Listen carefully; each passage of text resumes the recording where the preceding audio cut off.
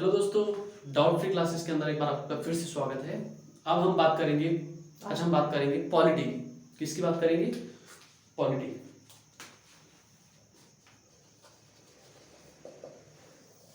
हमारा constitutional assembly जो हमारी बनी थी,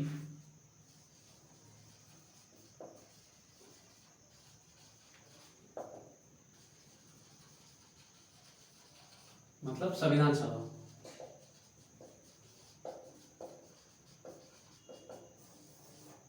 इससे पहले की हम बातें पढ़ रहे थे, संवैधानिक इतिहास थोड़ा सा पढ़ रहे थे, जो जो हमारे काम आएगा उसकी बात। तो हमने लास्ट टाइम जो पढ़ा था वो देखो, हमने अंतरिम सरकार के बारे में पढ़ा था।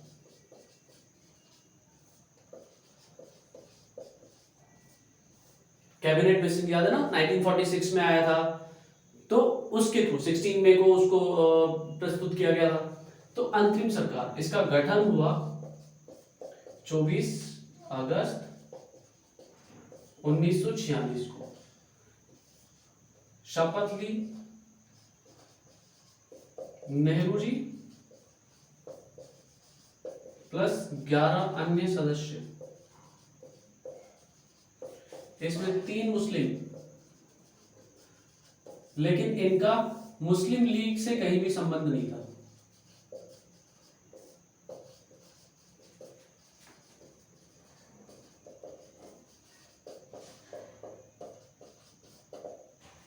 ठीक है, ये चीज।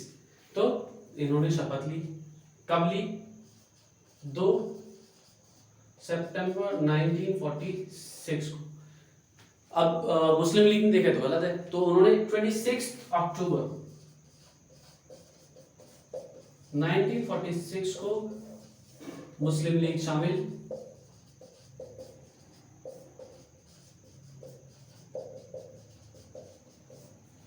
और इनका उद्देश्य था कि ये सरकार में रह के पाकिस्तान की मांग का मुद्दा उठाए। ठीक है, अब यहां तक हमने पढ़ लिया था बहुत अच्छे से, कोई दिक्कत नहीं। अब इसके बारे में देखो, 2 लोग जो हमारे जो हिस्ट्री में, हमारे इतिहास के अंदर बहुत इंपॉर्टेंट पर्सन रहे हैं। एक का नाम है महात्मा गांधी,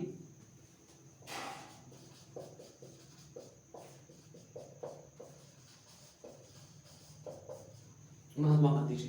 उन्होंने कहा कि कैबिनेट मिशन ब्रिटिशर्स के द्वारा प्रस्तुत किया गया सबसे अच्छा, सर्वश्रेष्ठ अधिनियम था। मतलब इन्होंने कैबिनेट मिशन के बारे में कहा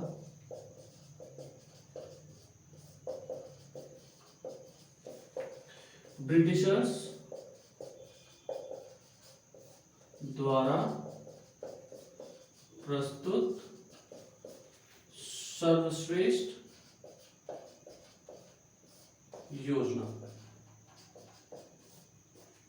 और बी आर अम्बेडकर ने अंतरिम सरकार के लिए क्या कहा? क्योंकि पता था ना ये अंतरिम सरकार कैसी थी, तो उसके लिए बी आर अम्बेडकर मतलब डॉक्टर भीमराव अंबेडकर, इन्होंने क्या कहा? ये एक ऐसी सरकार, एक देश की ऐसी सरकार है जिसको 2 राष्ट्र चला रहे हैं।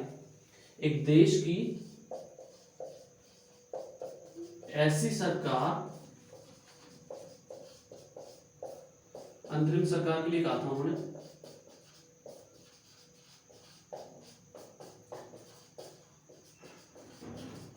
देखा है ना? अच्छा वो नहीं दिखा, ठीक है कोई बात नहीं, मिटा देते हैं उसको। जिसको 2 देश चला रही है। ठीक है, ये सारी बातें हमने पढ़ ली थी। अब देखिए, अब हम एक चीज के बारे में डिस्कस करेंगे। सबको मैं मिटा रहा हूं, तो हमने पढ़ लिया है।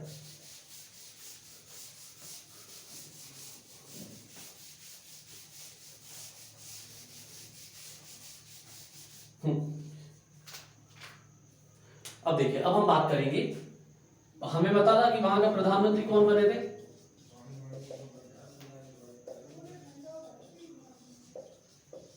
क्लीमेंट एटली। कौन सी पार्टी से संबंधित थे? Labour party. ठीक है, इन्होंने 20 फरवरी 1947 को, अब देखिए मैंने आपको एक चीज बता दी थी कि संविधान सभा की पहली बैठक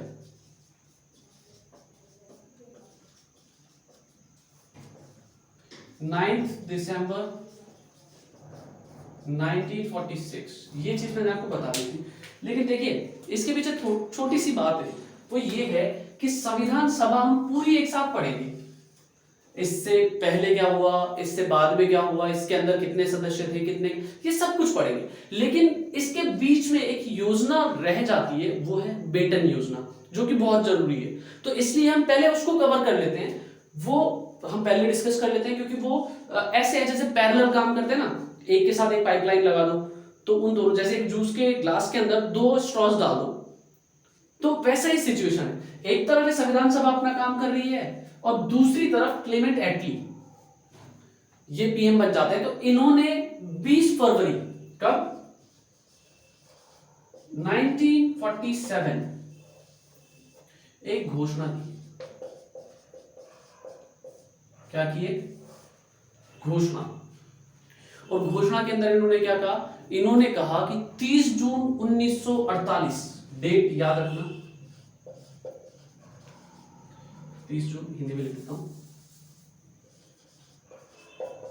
1948 को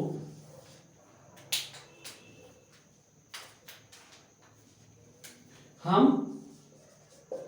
भारत को सत्ता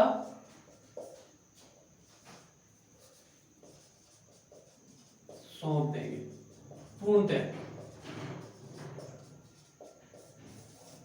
मतलब इन्होंने डेट अनाउंस कर दी कि 30 जून 1948 को हमें भारत से कोई दिक्कत नहीं होगी, हम उसको राज्य बना देंगे, एक स्वतंत्र राज्य, और उसकी कमान हम उसके खुद के हाथ में दे देंगे। इसके लिए इन्होंने क्या किया? वायसरॉय, जो हमारे वायसरॉय उस टाइम बेवन थे, बेवन को हटाया, बेवन को क्या किया? हटाया, और एक की जगह लाए लॉर्ड माउंट बेटन। बहुत इंपॉर्टेंट नाम है। किसको लेके आए? Lord Mountbatten. साहब आपको इजीली दिख रहा होगा, आप ध्यान से देखिए। मतलब क्लेमेंट एटली ने 20 फरवरी 1947 को एक घोषणा की कि हम 30 जून 1948 को भारतीयों को उनकी सत्ता सौंप देंगे। ठीक है भाई, हमारा काम खत्म हो, हम छोड़ छाड़ के चले जाएंगे, आप जानो, आपका देश जाने, कैसे चलाओगे हमें नहीं पता। ठीक है, उसके लिए उन्होंने क्या किया? वायसरॉय को बदला, बेवन को हटाया, लॉर्ड माउंट बेटन को लगाया। अब लॉर्ड माउंट बेटन ने खुद के नाम से बेटन योजना प्रस्तुत की, उसी के बारे में हम पढ़ेंगे।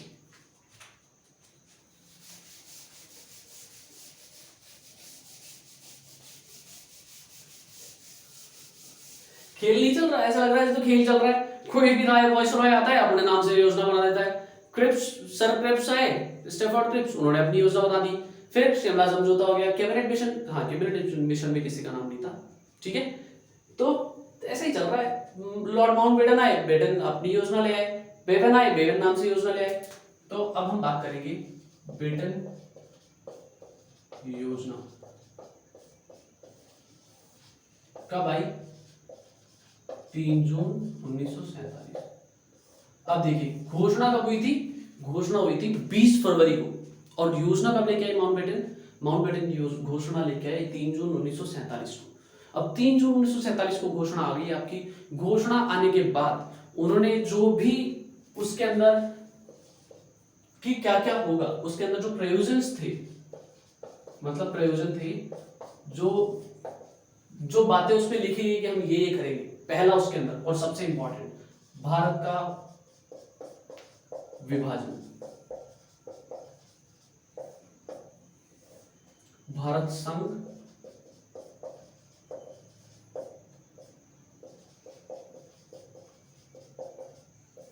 पाकिस्तान।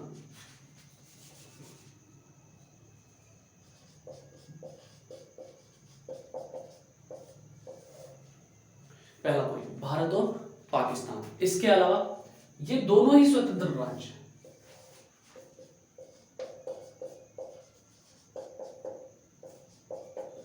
राज्य भी लिख सकते हो, अधिराज्य भी लिख सकते हो, एक ही बात है।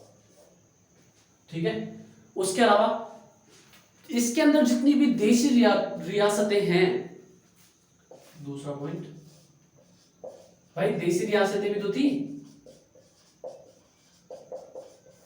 उनके पास चुनने का अवसर होगा। क्या होगा? चुनने का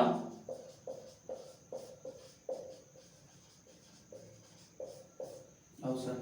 अब आप सोचोगे कि चुनने से मतलब चूज करने से मतलब आपका एक स्वयंवर। याद करो पहले के जमाने में जो राजा महाराजा हुआ करते थे, वो अपनी बेटियों को, राजकुमारियों को क्या बोलते थे कि एक स्वयंवर आयोजित कर देते थे। राजकुमारी राजकुमार राजा राजा लोग आ जाते थे, तो उनको बोला जाता था कि आप एक काम करो, इनमें से आपको जो अच्छा लग रहा है उसको चूज करो। ऐसे ही देशी रियासतों के पास चूज करने का ऑप्शन था। अब आप पूछोगे सर वहां तो राजकुमार थे, यहाँ क्या है? तो देखिए यहाँ क्या है, यहाँ स्वतंत्र रहना चाहे तो रह सकती है,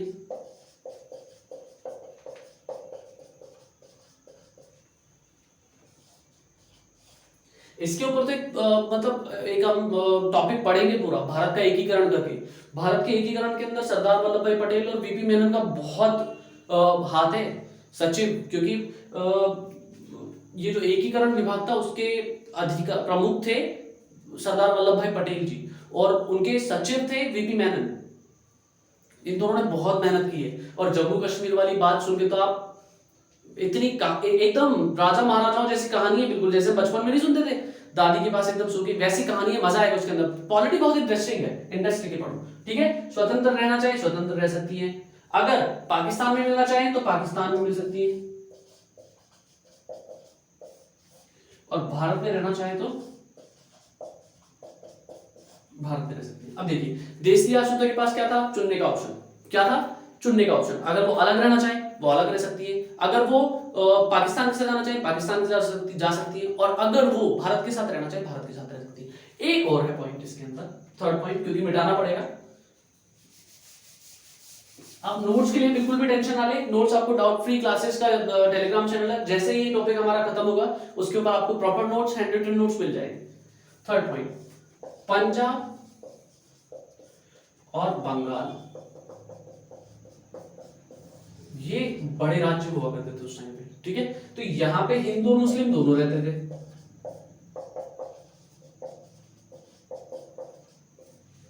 तो यहां की जो विधानसभा सदस्य थे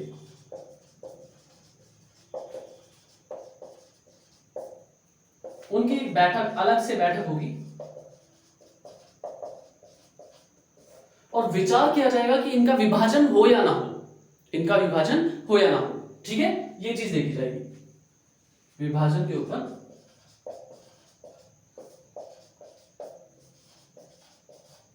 विभाजन के ऊपर चर्चा ये करेंगे। देखिए माउंटबेटन योजना के अंदर यही था, लेकिन अब इसने एक और मतलब एक और क्या, इसी प्रोसेस को आगे बढ़ाते हुए भारत स्वतंत्रता अधिनियम निकाला। तो योजना के अंदर अधिनियम, तो पढ़ते हैं इसको आगे।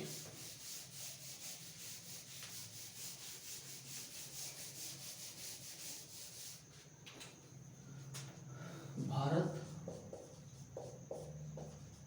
स्वतंत्रता अधिनियम 1947। सुनते ही मन में ऐसे फीलिंग आ रही होगी ना, स्वतंत्रता की बात कर रहे हैं, कट गया क्या? चलो दोबारा से लिख देते हैं।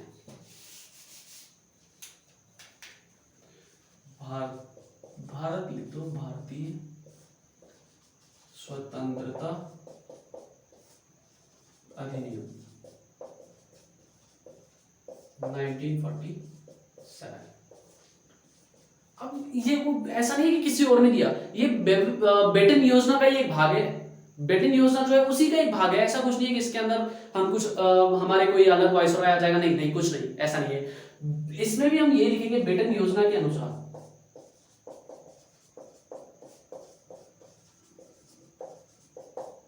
क्या। अब देखो बेटन योजना के अनुसार उन्होंने एक अधिनियम बनाया, भारत स्वतंत्रता अधिनियम, ये ले लेते हैं, हाँ, भारत स्वतंत्रता अधिनियम बनाया, और भारत स्वतंत्रता अधिनियम को 4 जुलाई 1947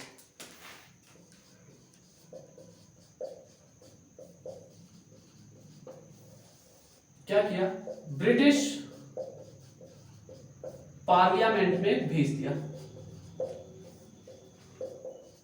मतलब संसद में प्रस्तुत किया।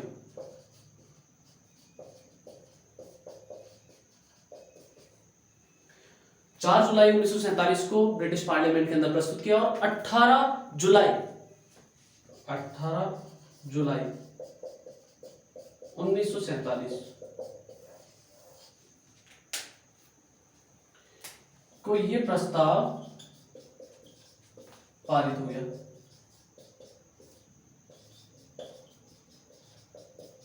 अब आप देखो 4 जुलाई को तो गया और 18 जुलाई को पास हो गया।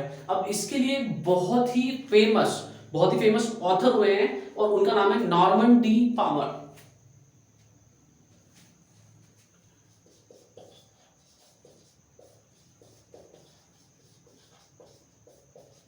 यूएसए के हैं, मतलब अमेरिका के। इन्होंने एक पुस्तक लिखी है और उसका नाम है द इंडियन पॉलिटिकल सिस्टम। क्या है? द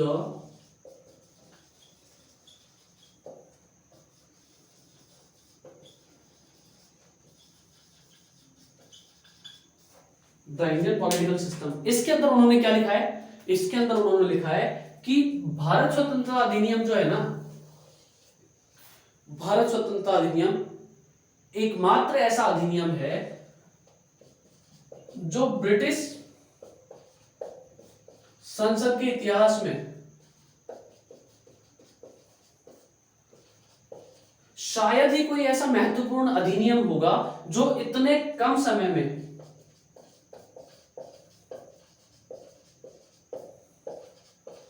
तथा इतने कम वाद विवाद के पारित हो गया।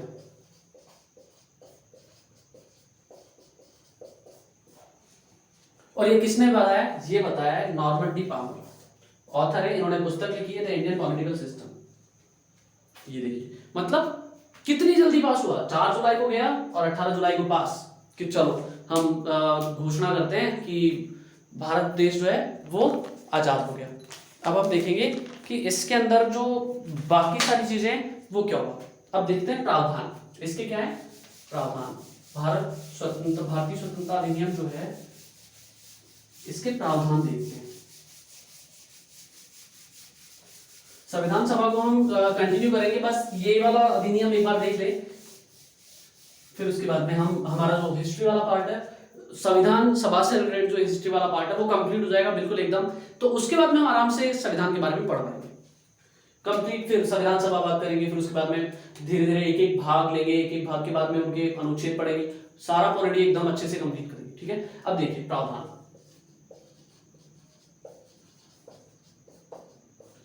15 अगस्त 18 जुलाई को क्या हुआ था? पारित। 15 अगस्त 1947 भारत पाकिस्तान दोनों स्वतंत्र राज्य घोषित।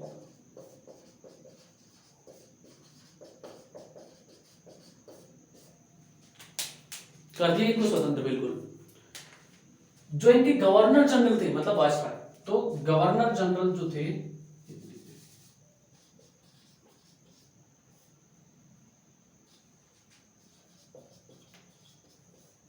वो ब्रिटिश सम्राट नियुक्त करेंगे।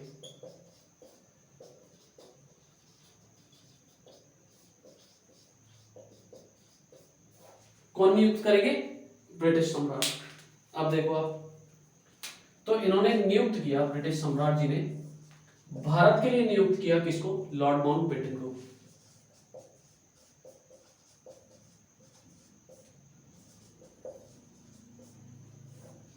और पाकिस्तान के हुए मोहम्मद अली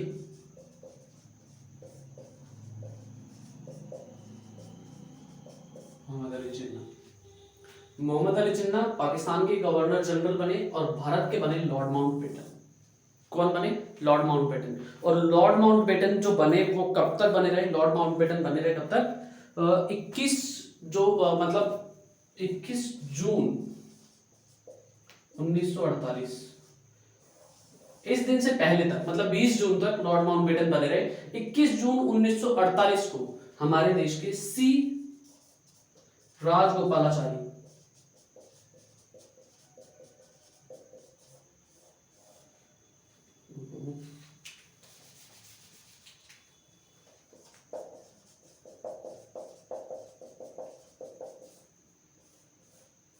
ये भारत के गवर्नर जनरल बने थे और ये कब तक रहे? ये रहे 26 जनवरी 1950 तक, जब तक कि हमारा संविधान लागू नहीं हो गया। 26 जनवरी 1900 तब तक ये हमारे गवर्नर जनरल रहे। देखो फिर से जो भारतीय स्वतंत्रता अधिनियम था 1947 के अंदर प्रावधान 15 अगस्त 1947 को भारत और पाकिस्तान नाम के दो देश बना दिए गए, दोनों देशों का स्वतंत्र दर्जा उनको दे दिया गया, मतलब उनके ऊपर से कॉलोनाइजेशन बिल्कुल खत्म। सेकंड पॉइंट, जो गवर्नर जनरल है उन देशों की, वो गवर्नर जनरल कौन डिसाइड करेगा? वो गवर्नर जनरल डिसाइड करेगा ब्रिटिश सम्राट। अब उन्होंने किस किस को डिसाइड किया? उन्होंने डिसाइड किया कि भारत का गवर्नर जनरल रहेगा माउंटबेटन। नेहरू जी इसके लिए सहमत हो गए, मतलब कांग्रेस सहमत थी इस चीज के लिए। और कांग्रेस का मैंने नाम लिया है, अगर आप हमें कभी टाइम मिलेगा तो हम कांग्रेस के ऊपर एक पर्टिकुलर वीडियो बनाएंगे जिसके अंदर उसके एस्टैब्लिशमेंट से लेके और मतलब उसके उद्गम से लेके जब से उसकी स्थापना हुई उससे लेके और 1947 1950 तक उसने क्या काम किया, क्या क्या हुआ, उसके अंदर कौन कौन अध्यक्ष बना, कहाँ कहाँ उसके अधिवेशन हुए, किस किस ईयर में, कौन कौन सी जगह हुए, ये सारी की हम वीडियो बना लेंगे, करीब 4-5 वीडियो के अंदर खत्म करेंगे उसको। ठीक है, तो अगर इसको देखोगे आप, इन्होंने पहला जो हमारा बनाया लॉर्ड माउंटबेटन 20 जून तक रहे। 21 जून 1948 को सी रामगोपाल आचार्य बने, जो 26 जनवरी 1950। अब 26 जनवरी 1950 को हमारा देश का संविधान जो है कंप्लीटली लागू हो गया था, इस वजह से उस दिन तक रहे। फिर इसके अलावा सीमाओं का बंटवारा करने के लिए, किसका बंटवारा करने के लिए? सीमाओं का बंटवारा करने के लिए देखते हैं एक सेकेंड, हाँ जगह है। संविधान सभा तो दोनों की अलग अलग हो ही जाएगी, या फिर संविधान निर्मात्री सभा, दोनों देशों के लिए अलग अलग।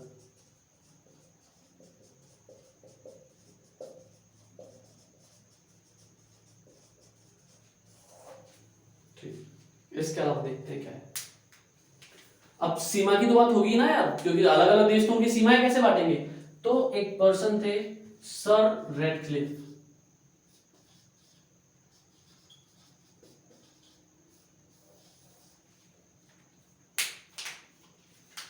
इन्होंने भारत और पाकिस्तान की सीमाओं का विभाजन किया।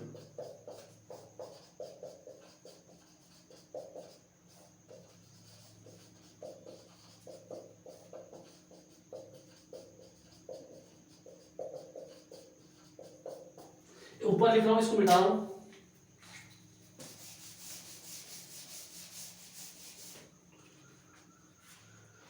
सीमा निर्धारण के लिए सीमा निर्धारण के लिए दो आयोग बने, एक तो पंजाब सीमा आयोग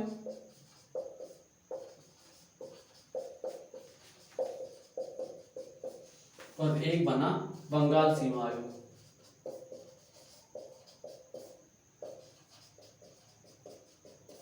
अब इसको सीमा, कोई लड़की का नाम नहीं है, सीमा का मतलब बाउंड्री लाइन होती है ना, वो वाली सीमा। और इनका जो अध्यक्ष बने इन आयोग के, सीमा निर्धारण आयोग, इनके अध्यक्ष थे सर रेडक्लिफ। इसीलिए आप जब भी पढ़ते हो तो भारत पाकिस्तान की जो रेखा है उसको क्या बोलते हैं? Radcliffe line. क्या बोलते हैं? Radcliffe line. ठीक है, अब देखो इन्होंने क्या किया, इन्होंने इन दोनों को बांट दिया, सीमा का निर्धारण हो गया।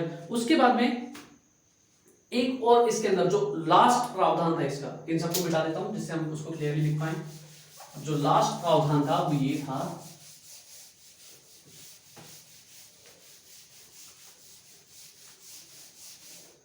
इनके अंदर लास्ट प्रावधान ये था, प्रावधान लास्ट क्या था कि संविधान सभा जो है, संविधान सभा वही संविधान सभा यहां का विधानमंडल की तरह भी काम करेगी। मतलब उसका काम संविधान निर्माण तो होगा ही होगा, लेकिन उसके अलावा वो विधानमंडल का भी काम करेगी।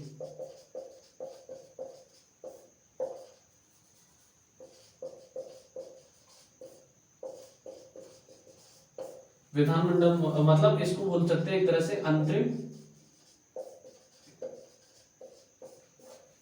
संसद। क्या बोलेंगे? अंतरिम संसद। ठीक है, इसके जो पहले अध्यक्ष थे वो थे जीवी मावलंकर। गणेश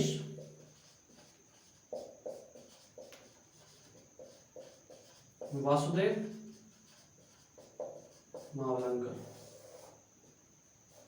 संविधान सभा के बारे में तो हम बहुत कुछ पढ़ेंगे, संविधान सभा की तो एक पहली बैठक से लेकर आखिरी बैठक तक जो भी इंपॉर्टेंट चीजें होंगी वो हम सब पढ़ते हुए चलेंगे।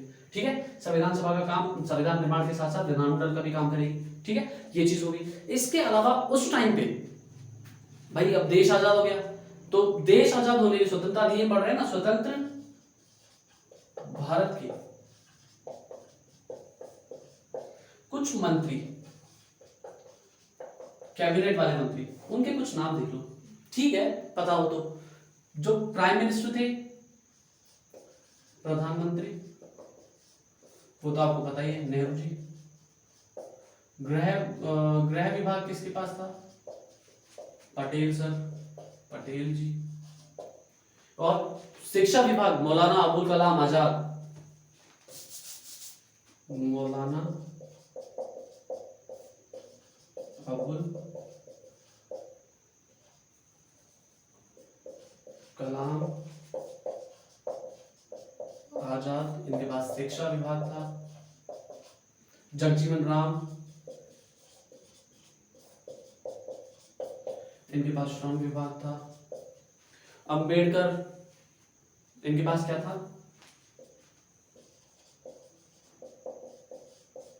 अंबेडकर जी विधि विभाग। पहले आपको याद है अंतरिम गवर्नमेंट के अंदर मुस्लिम लीग की स्थापना 1906 में हुई थी। अभी बता नहीं रहा, बताओ जब पूछोगे, जब हम पढ़ेंगे मुस्लिम लीग के बारे में तो बता देंगे कि किस किसने उसकी स्थापना की थी, कौन थे वो जिन्होंने मुस्लिम लीग की स्थापना की। 1906 में हुई थी वैसे। तो अंबेडकर जी विधि के मंत्री आपको याद होने चाहिए कि जब अंतरिम गवर्नमेंट बनी थी हमारे देश की, इंटरिम गवर्नमेंट, तो उस टाइम पे मुस्लिम लीग 26 अक्टूबर को जुड़ी थी, और 26 अक्टूबर को उन्होंने क्या कहा था? योगेंद्र नाथ मंडल, जो कि एक दलित राजनेता थे, उनको विधि नेता बनाया था। ठीक है, तो अभी कौन है विधि नेता? अंबेडकर जी। और एक और इंपॉर्टेंट है, NV Gadgil, sorry VN Gadgil, VN, ऐसे तो सारे ही इंपॉर्टेंट है। वीएन गॉडगिल जो थे वो थे खान, क्या थे वो? खान ऊर्जा वाले।